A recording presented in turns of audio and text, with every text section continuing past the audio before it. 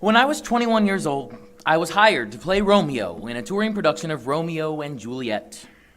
I remember we were rehearsing the famous balcony scene when the director decided I needed an obstacle, a physical barrier to clear. She decided I should leap really, over the chair nearby the first time that Romeo and Juliet are face to face. Now, Shakespeare's language can be pretty tricky for a young actor, but jumping over a chair, that got my heart rate up. It made my arms tingle. It gave me some fear that I might fall in front of the entire audience, which I did. One night in Cherry Hill, New Jersey, but no matter. Shakespeare was in my body. Romeo needed action, he needed to sweat. Good Shakespeare happens in the body, it happens in the mind, in the voice, and if you're really on your game, in the soul. Initially funded by a Wellington Student Engagement Grant, the Freshman Shakespeare Initiative annually welcomes a group of professional actors from the Available Light Theater Company into the 9th grade English classrooms in order to compel students to fully experience Julius Caesar. For Shakespeare was not meant to be read at a desk. It was created by an actor to be performed. Laughter, arguments, victory, and defeat, they live in the body. The project begins with a special performance by our visiting artists. They perform from the likes of Macbeth, Much Ado About Nothing, and Richard III in order to illustrate Shakespeare in a professional performance and point out how many of Shakespeare's other works echo the themes salient in Julius Caesar. The performance ends with a Q&A with the freshmen as the Wellington students get to know the artist they will soon be acting alongside. Next, we read Julius Caesar on our feet. Much like gym class, we stretch, we warm up, and then we go for it. We talk about how the various characters use and manipulate language to get their desired outcome.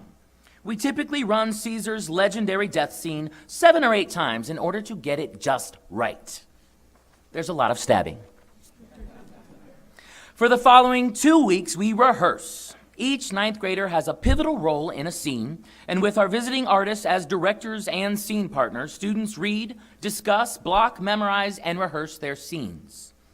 Finally, the trimester concludes with the entire grade performing Shakespeare. The sense of accomplishment is palpable, as students give strong, confident portrayals of roles that have been performed for more than 400 years. And now, I'd like to present Wellington's senior and accomplished student actress, Christina Armini.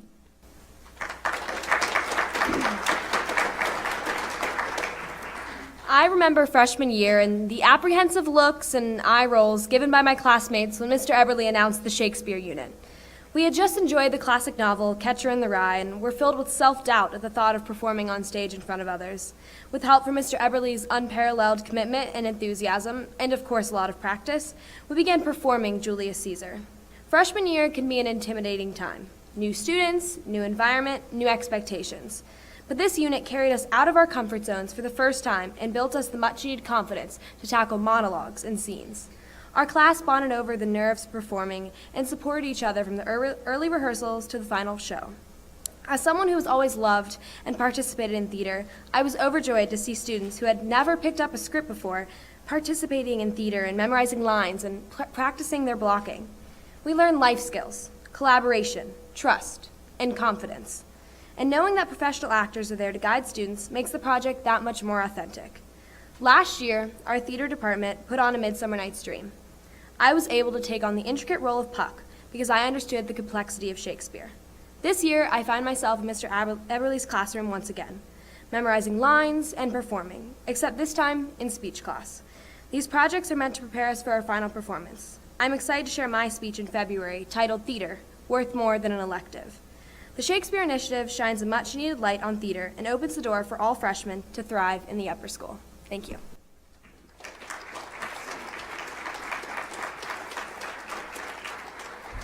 So, you might be asking, why Shakespeare? Why do us English teachers insist on returning to these stories?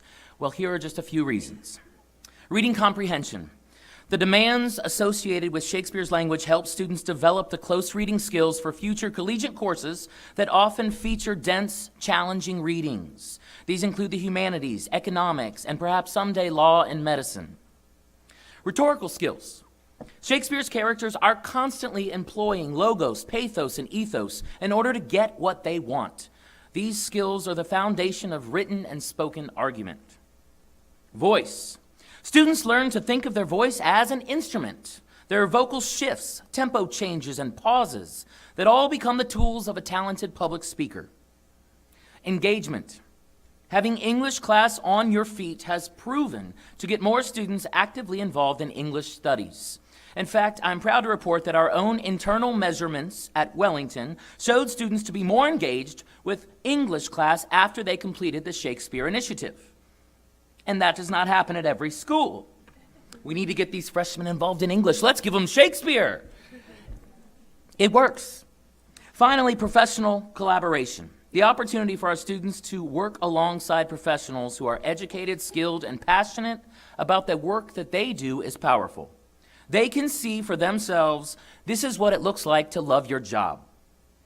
For after all, Shakespeare should be a boisterous affair. Or, as Brutus proclaims, that were much he should, for he is given to sports, to wildness and much company. There is no fear in him, for he will live and laugh at this hereafter. Peace. Count the clock. 'Tis time to part. Thank you.